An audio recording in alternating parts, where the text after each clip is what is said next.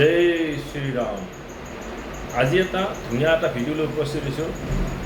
আপোনাৰ ঘৰত আপোনাৰ পিতৃ মাতৃ ভাতৃ বা পূৰ্বপুৰুষসকলক বা নান্দিমুখ শ্ৰাদ্ধ, সপিনান শ্ৰাদ্ধ, ভাতৃ বা পিতৃ মাতৃ শ্ৰাদ্ধত কি দিয়ে বাৰু? কিছুমান দেখিছোঁ আমি, কিছুমানক প্ৰায় দেখিছোঁ মই, মানে মদ ভাগৱত গীতা দিয়ে, শ্ৰীকৃষ্ণ গীতা দিয়ে, কীৰ্তন, নামঘোষা, গুণামালা এইবিলাক দিয়ে। এইবিলাকৰ উপৰিও আটাইতকৈ বেষ্ট হৈছে, অতি ভাল হৈছে মদ ভাগৱত গীতা হিচাপে থাপনা হিচাপে পাতিব লাগে।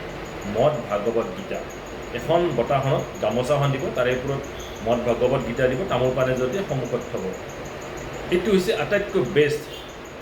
কিন্তু মদ ভাগৱত গীতাখন অতি কম দামত পায়, 10 টকা 20 টকা মানত পায়। ডাঙৰ গীতাও আছে।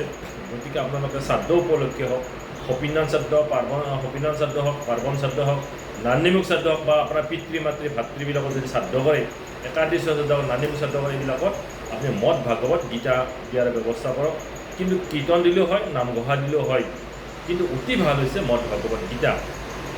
আৰু এই আপোনাৰ যি পিতৃসকলৰ উদ্দেশ্যে যিবিলাক শ্ৰাদ্ধ কৰিব, যি শ্ৰাদ্ধ কৰক, সপিনান শ্ৰাদ্ধ, পাৰ্বণ শ্ৰাদ্ধ, নান্দিমুখ শ্ৰাদ্ধ, একাদশী শ্ৰাদ্ধ, এই পিতৃসকলৰ উদ্দেশ্যে যিবিলাক শ্ৰাদ্ধ কৰিব, শ্ৰাদ্ধ কৰিলে কি হয়, যিজনে শ্ৰাদ্ধ কৰাৰ পিছত আকৌ যদি যিজনে গীতা পাঠ কৰে, সেই ঘৰত যোনে গীতা পাঠ কৰে, সেই পিতৃসকল সন্তুষ্ট হয় আৰু নৰকৰ পৰা স্বৰ্গধামলৈ গতি কৰে। আৰু এটা কথা কৈছে কি, গীতা পাঠ সন্তুষ্ট হোৱাৰ পিছত পিতৃসকলে শ্ৰাদ্ধৰ যিটো দান কৰে, এই শ্ৰাদ্ধত তৃপ্তি লাভ কৰে, আৰু তৃপ্তি লাভ কৰি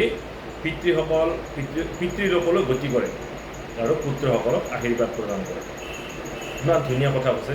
এইটো মই কোৱাৰ কথা নাই, এইটো মদ ভাগৱত গীতাত লিখা আছে, গীতাৰ বাণী।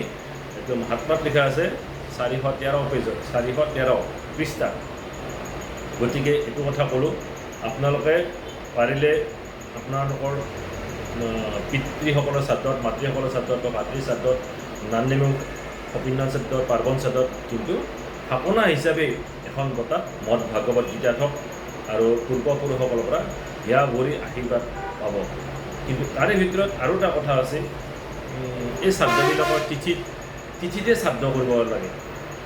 পূৰ্বপুৰুষসকলৰ এই তিথিতে শ্ৰাদ্ধ কৰিব লাগে। পিতৃ মাতৃ পূৰ্বপুৰুষসকলৰ যিটো নান্দিমুখ শ্ৰাদ্ধবিলাক হেৰি নাই, সেইটো দিন বাৰ লৈহে হয়। কিন্তু পিতৃ মাতৃ শ্ৰাদ্ধত, ভাতৃ শ্ৰাদ্ধত অকল তিথিতে শ্ৰাদ্ধ হয়। তাৰ ভিতৰত আৰু এটা কথা আছে, ধৰি লওক আপুনি সেই তিথিটো পাহৰি গ'ল। সেই তিথিটো যেনিবা ধৰি লওক যোৱাকালি পাৰ হৈ গ'ল, তিথিটো ভুলক্ৰমবশত।